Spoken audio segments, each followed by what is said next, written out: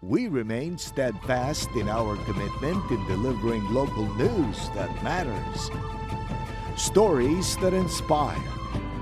Enriching the lives of Filipinos in the Philippines and across the globe. This is your GMA Regional TV. Buong puso para sa Pilipino.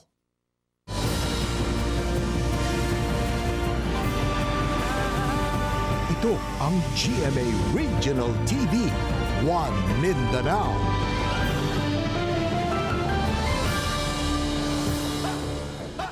Maayong hapon Mindanao. Kini ang GMA Regional TV 1 Mindanao. Hatod namo ang pinakadagog pinakauling balita sa Mindanao. Ako si Sara Hilomen Velasco. Live gikan dinhi sa GMA Davao Complex. Cyril Chavez naggikan dinhi sa GMA Cagayan de Oro Station. Efren Mamak live desde aquí na GMA Zamboanga Station. Padayon ginamonitor karon sa ospital ang kondisyon sa 18 anyos nga amateur boxer human ang malampusong operasyon niini. Nakomatos among amateur boxer human ang dula niini sa Bansalan, Davao del Sur. Ani ang report ni Argil Relator. Human ang unong ka oras, malampusong na operahan na ang 18 anyos nga amateur boxer nga si Anselmo Tagalog Jr. nga nakita ang dunay blood clot sa tangkugo niini base sa resulta sa CT scan. Nakigsangka sa boxing ring si Anselmo niadtong Domingo sa hapon sa Bansalan, Davao del Sur. Apan nakuyapan matud pa kini pagkagabi ug wala na nakamata pa. Sa karon, nagpabiling ginamonitor ang kondisyon niini sa intensive care unit sa Southern Philippines Medical Center sa Davao City. Mo kuha naman to yang kamo sir, ilisan ito ganiya sa nurse, yang TL, mo lihok naman, mo kuha na po yang mata, mo kipat-kipat na, ni burag nalipay na lang po ba nga, ni ingon si Doc nga, nay, ay lang kabalakan nay, kay okay na lagi mong anak. Ang boxing competition nga gisalmutan ni Anselmo kay giorganisa sa Amateur Boxing Association of Bansalan Incorporated ato sa 71st araw ng Bansalan. Makapilang beses sa i-contact sa GMA Regional TV 1 Mindanao ang maong asosasyon apan wala kinitubag sa among text ug tawag. Gisulayan sab nga makuha ang kabahin ni Mayor Edwin Reyes human gipanganlang First Edwin G. Reyes Boxing Competition ang aktibidad apan wala kini sa iyang opisina tungod on leave.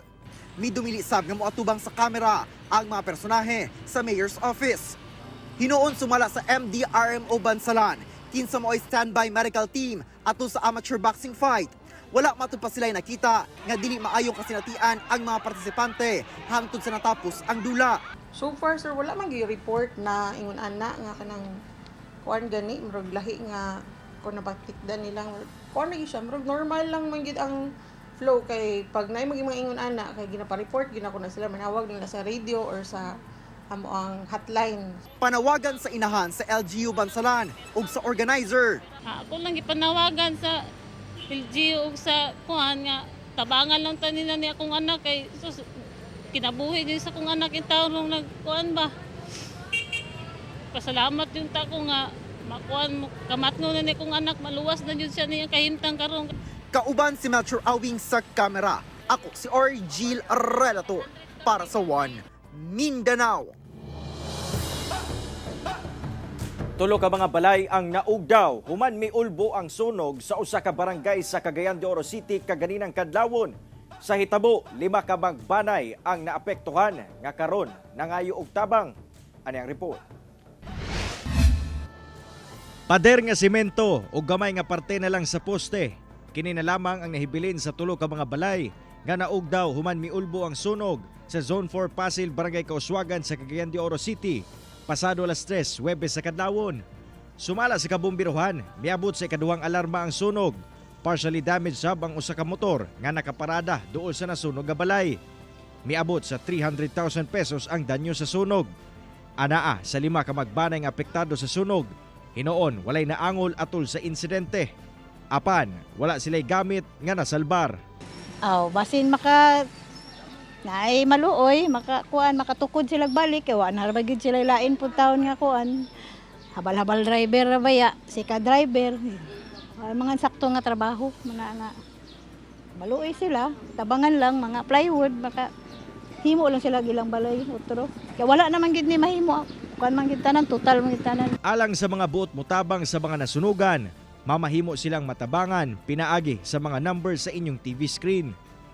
Padayon ang investigasyon sa BFP sa hinungdan sa insidente, apan usa sa ilang ginalantaw ang posibilidad nga may kalabutan kini sa linya sa kuryente. Kinahanglan nga at any time careful ta nga mogamit sa atong mga kining electrical connection sa atong tagsa-tagsa ka panimalay. So iwasan nato ang octopus connection, iwasan nato ang kining kining kailangan nga kun dili nato gamiton ang atong mga electrical appliances atong ma-unplug. Kauban si Jade Gavas sa kamera. Ako si Cyril Chavez para sa One Mindanao. Human sa pipila ka adlaw, nagpabiling lubog sa tubig baha ang usa ka tulungaan sa Pagalungan, Maguindanao del Sur. Gani lakip mga gamit sa tulungaan nahumol sa baha. Ano ang report ni Just Tony Humamil? Hello, ito po yung sitwasyon ngayon sa bayan ng Pagalungan. Nako, baha. Baha is real. Mao kini ang kasamtaang sitwasyon sa Barangay Damalasak sa Pagalungan, Maguindanao del Sur. Sumala pa September 17 diyang gibaha ang maong barangay. Apan doon nagihapoy mga lugar nga wala pa mihubas ang tubig baha. Ganit nagagamit pa sila og bangka aron lang makatabok. Samtang nahumulsab sa baha ang Damalasak Elementary School sa maong barangay adlong Domingo. Gani migamit na lang og bangka ang mga magtutudlo pasulod sa tulunghaan. Apan nagpabiling baha gihapon sa tulunghaan adlong Miyerkules. Gani hangtod hawak gihapon ang level sa tubig baha. Sumala sa Ministry of Basic, Higher and Technical Education. Rason matud pa sa lapad nga pagbaha ang paglapaw sa sapa dool sa lugar. Matud pa, baha uno na gayud ang maong lugar. Yung Damalasak Elementary School hanggang ngayon is under water pa rin. Mababa yung area ng school. Grabe yung baha dito sa amin sa Pagalungan. Kasi itong Pikit at saka Pagalungan, itong Damalasak is Pagalungan, may adjacent kami sa Rio Grande de Mindanao. Gani lakip mga laptop, libro ug ban pang kagamitan sa tulunghaan ang nahubol sa baha. Yung mga libro at saka yung mga gamit ng mga teachers nakuha ng tubig. Mga laptop ba nabasa yung iniwan ng mga guro sa school. Kasi gabi dumating yung tubig. Gumikan sa hitabo, online ug modular na lang una ang pagpahigayon sa klase, samtang wala pa mihubas ang tubig baha sa tulunghaan. Gina-validate na sab sa LGU Pagalungan ang nabiling danyo sa baha sa maong tulunghaan. Samtang sa Pigkawayan, Cotabato, na sinati sab ang pagbaha adlong Martes atol sa pagbunok sa ulan. Gani makita sa mga hulagway kining pipila ka kabalayan sa Barangay Anik nga gisulod og tubig baha.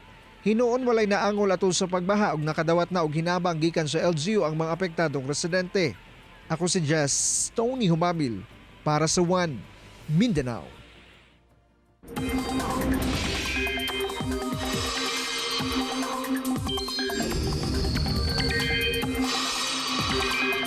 Dunay cloud cluster o tapok sa mga panganod nga naa sa Visayas ug Mindanao. Samtang Intertropical Convergence Zone o ITCZ ug localized thunderstorms gihapon ang magpaulan sa dakong bahin sa Mindanao. Sumala sa pag-asa, posibleng mahimong low pressure area ang cloud cluster o tapok sa mga panganod nga nasiplatan sa Visayas ug Mindanao sa mga musunod nga adlaw. Samtang Intertropical Convergence Zone o ITCZ ug localized thunderstorms ang magpaulan sa dakong bahin sa nasod lakip sa Mindanao. Base sa datos sa Metro Weather, halos tibok Mindanao ang ulanon. Dunay kusog nga mga pag-ulan sa Zamboanga Peninsula, Northern Mindanao, Caraga ug Soc-Sargen. Busa, mahimong alerto sa pagbaha o landslides.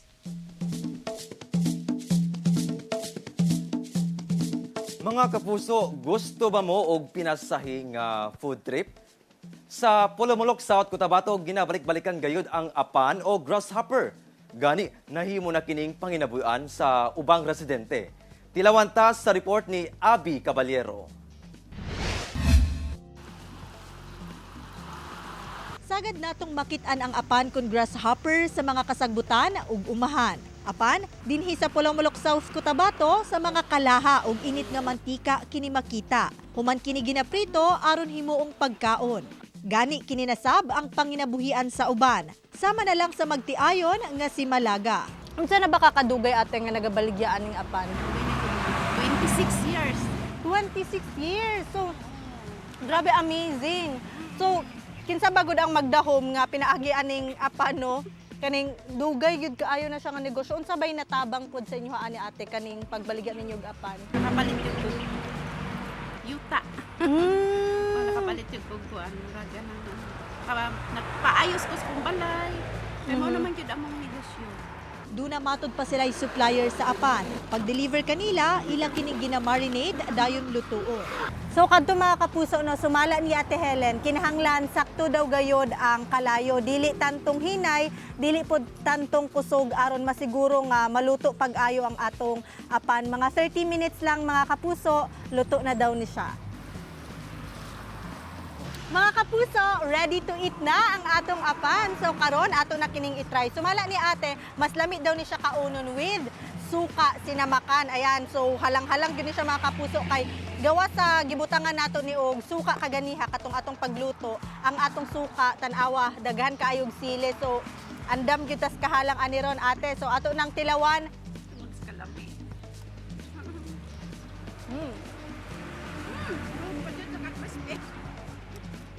Grabe ka crispy, malasa. Malasa din siya Ate. Pati ang paa, sarap. Yes.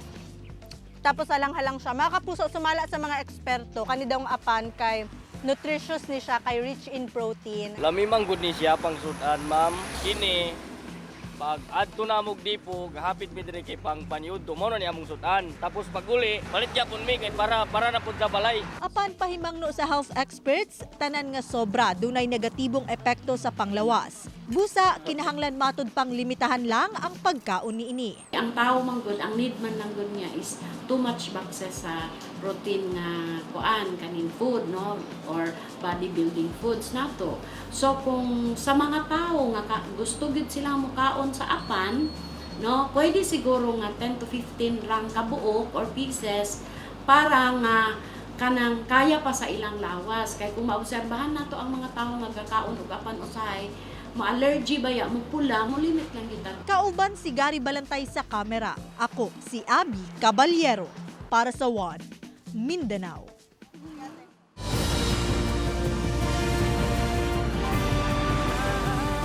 Ito ang GMA Regional TV, One Mindanao.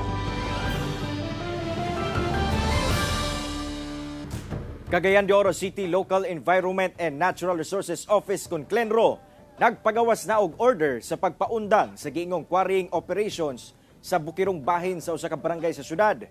Nag-ugat kini sa reklamo sa mga residente sa ilang nasinating pagbaha sa lugar. Ani ang report. Gipagawas karon sa City Local Environment and Natural Resources Office kung Clenro sa Cagayan de Oro City LGU ang cease and desist order batok sa giingong illegal quarrying activities sa Upper Bantiles, Barangay Bugo, Cagayan de Oro City. Migawas kuno sa ilang investigasyon ang kalapasan nga gihimo sa mong kumpanya.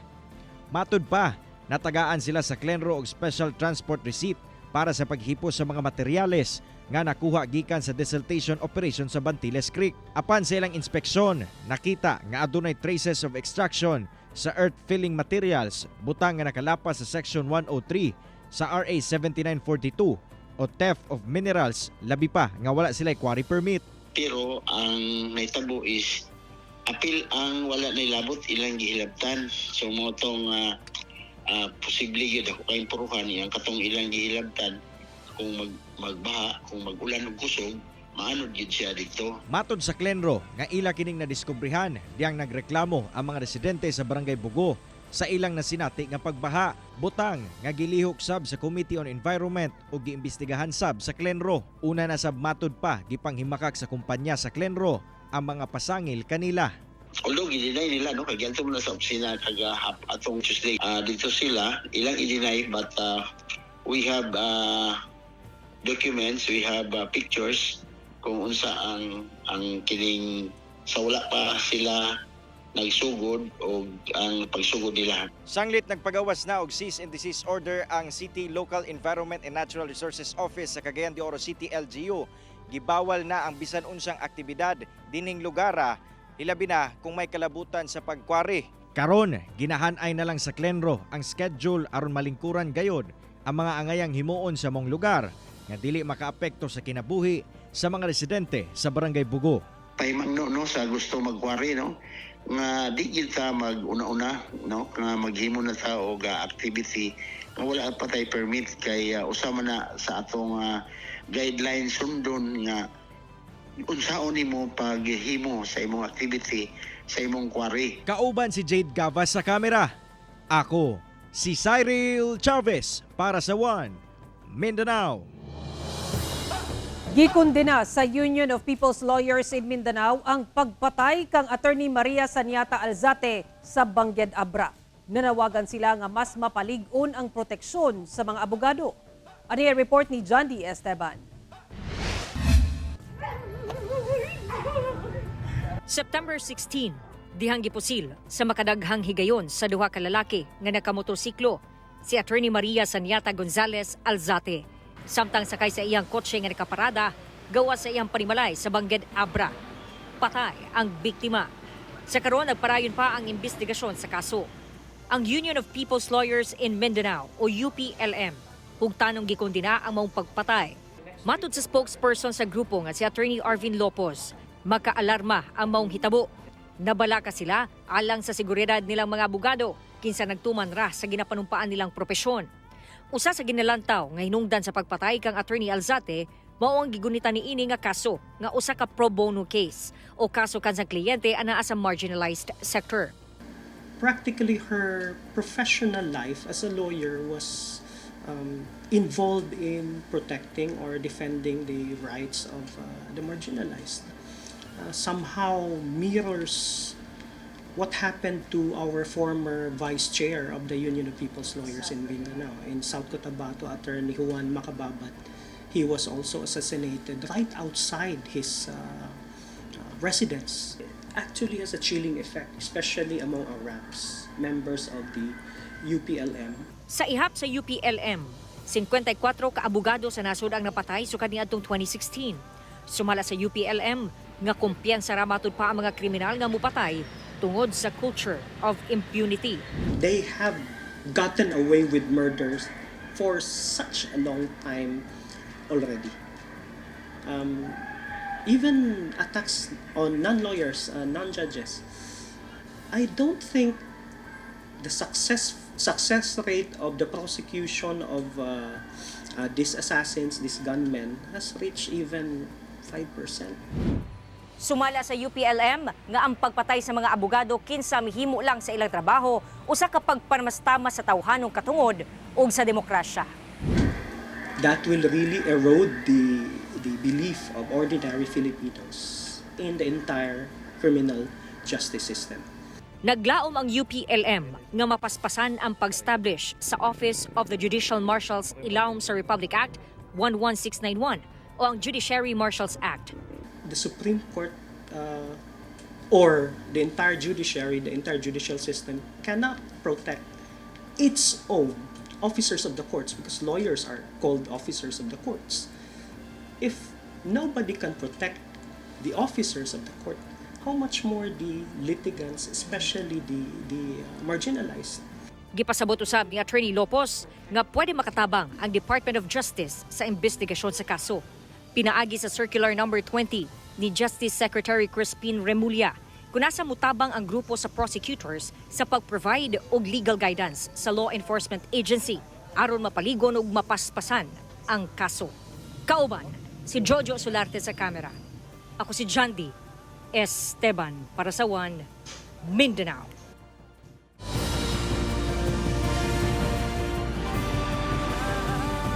Ito ang GMA Regional TV, One Mindanao.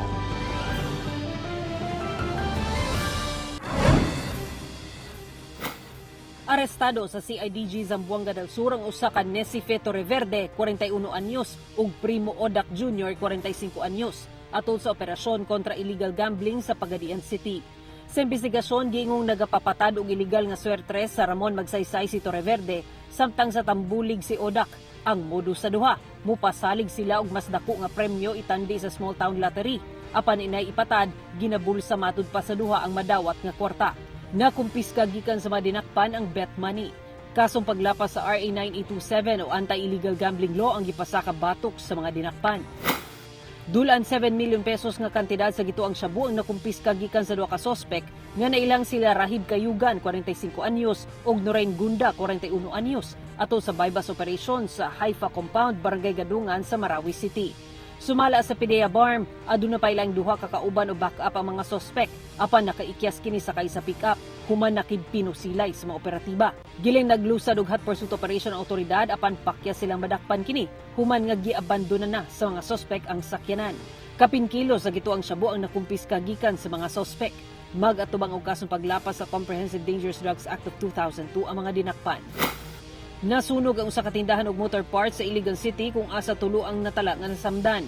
Sumala sa kabomberuhan, nagsugod ang sunog sa bodega sa tindahan sa Sabayle Street, Purok 11, Barangay Saray, Timbanga.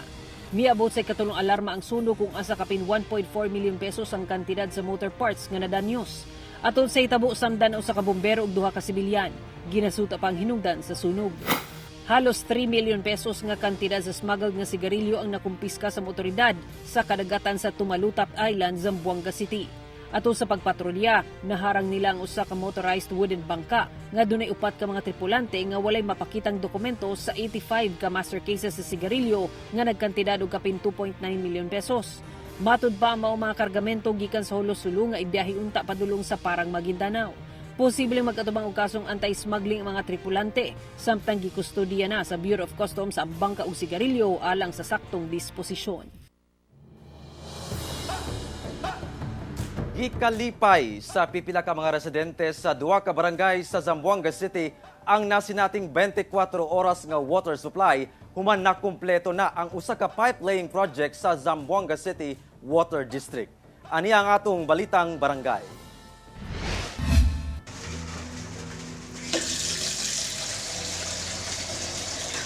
Nana. Nana, sir. Ay, salamat kay. Ay, salamat sa Ginoo. Ilabihan ang kalipay ni Merlinda Sakdalan nga taga Barangay Divisoria. Human nga aduna nay supply sa tubig karon sa ilang barangay tibok adlaw. Saysay niya, kapin dekada na kuno silang nag-anto sa supply sa tubig sa lugar. Gani, pirmi kuno siya magbilar kaniadto kay kadlawon sa buntag na moagas ang tubig sa gripo. 15 years ang among suffering diri sir sa tubig. Nga nalipay kay kami sir. O kay kada mo anto ko sa simbahan kay kada adlaw man ko sa simbahan sa alas 6. Mayon ako mga kauban, oy nabilar gyud ko sa tubig. Oy kung dili ta magbilar, wa man gyud tay tubig. Susama sab ang kasinatian ni Felix Mongkopa. Busa nang hinaot siya nga magpadayon gayud kini. Ang ako mayon ta consistent na unta lifetime na ba. Di na kay mabilar man ta si almost 2 PM ug sige gawas ang tubig. Matud sa Zamboanga City Water District, baguay lang nahuman ang ilang tumaga putik pipe laying project sa mga barangay Putik ug Divisoria. Bulan sa Marso ning tuiga dihang nasugdan ang pagkonekta sa tubo sa tubig alang sa maong proyekto nga adunay pondo nga 10 million pesos. Sumala sa ZZWD, sa mga production well lang nagadepende kaniadto ang supply sa tubig sa maong mga barangay. Karon, nadugangan na kini nga magikan na sa Pasunangka River. Ang purpose talaga niya is to augment water supply sa Putik and Divisoria areas because around last year nagkaroon and the years before that kasi yung mga production wells talaga ang supply dyan sa area. So nagkaroon ng deterioration yung supply natin and ito yung nakita nating solution para ma-augment yung requirement. Apan giangkon sa ZZWD nga aduna pay gihapoy problema sa supply sa tubig sa pipila ka bahin sa maong mga barangay. Apan gumikan lang kuno kini sa mga tubo nga adunay leak nga kasamtangang nasab nga ginaayo. Although we recognize na meron pa ring mga problematic na area dyan, continuous naman yung water district kasi dahil nagkaroon na ng supply, may mga leaking nang lumalabas. So kailangan pa namin ayusin yung mga leaks talaga para ma-balance out ang distribution sa area. But as is, maraming nang nag-benefit na may supply na sila 24/7. Kauban si Sim Romero sa kamera. Ako si Efren Mamak para sa One Mindanao. Kapin 70 ka magbanay ang apektado sa landslide sa Norala, South Cotabato. Samtang usa ka mag-uuma ang missing. Samtang gibaha sab ang pipila ka lugar sa Cotabato Province dala sa kusog nga ulan. Ano ang report ni Abby Caballero?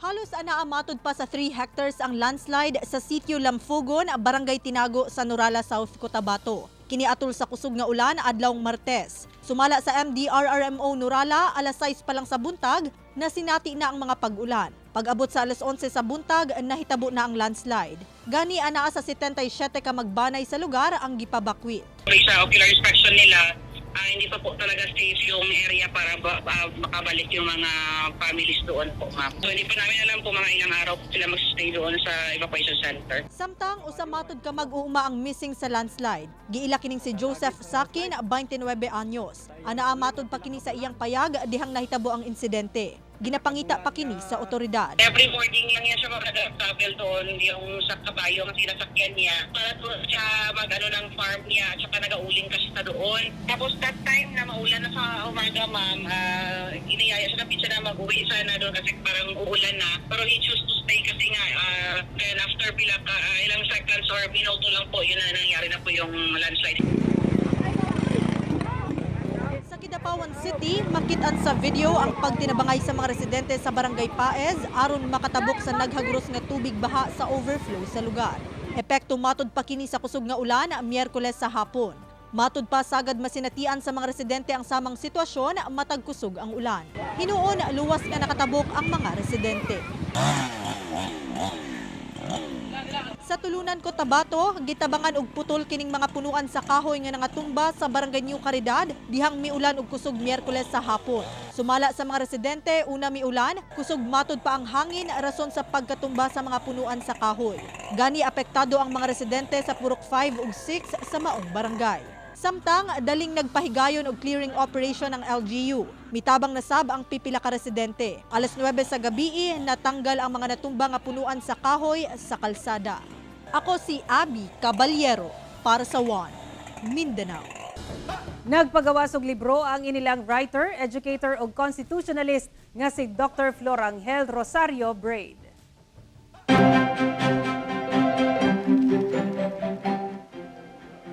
Mao kana ang tagpo, right place, right time nga istorya sa personal ug professional journey ni Braid. Giisgutan sa libro ang pagsalmot niini sa nagkadiyang national ug international initiatives. Gawa sa usa ka writer si Dr. Braid, usa sab ka pintor ug eksperto sa komunikasyon ug media. Co-founder sab siya sa Asian Institute of Journalism and Communication nga gimugna niadtong 1980 sa nasod. Ang halin sa libro paingon sa scholarship sa mga kabataan ug community journalists nga buot mukuha og kursos o masteral sa journalism. Mga kapuso, 95 days na lang una magpasko. Mao kadto ang mga uling balita sa Mindanao karong adlaw. Mamahimo ninyo kining makita pag-usab pinaagi sa pagbisita sa official website sa GMA Regional TV o bisita ang among official YouTube channel og i-click ang subscribe button para sa pinakaulahing balita. Muchísimas gracias sa ato mga kapuso sa Mindanao nga nagalantaw kanamo og sa ato mga kapuso abroad. Padayon lang sa pagtutok sa mga lokal nga balita matag adlaw tungod sa GMA Regional TV Local News Matters. Kami ang GMA Regional TV 1 Mindanao. Tibok pwersa para sa mas dakong misyon ug mas halapad nga pagserbisyo sa nasod.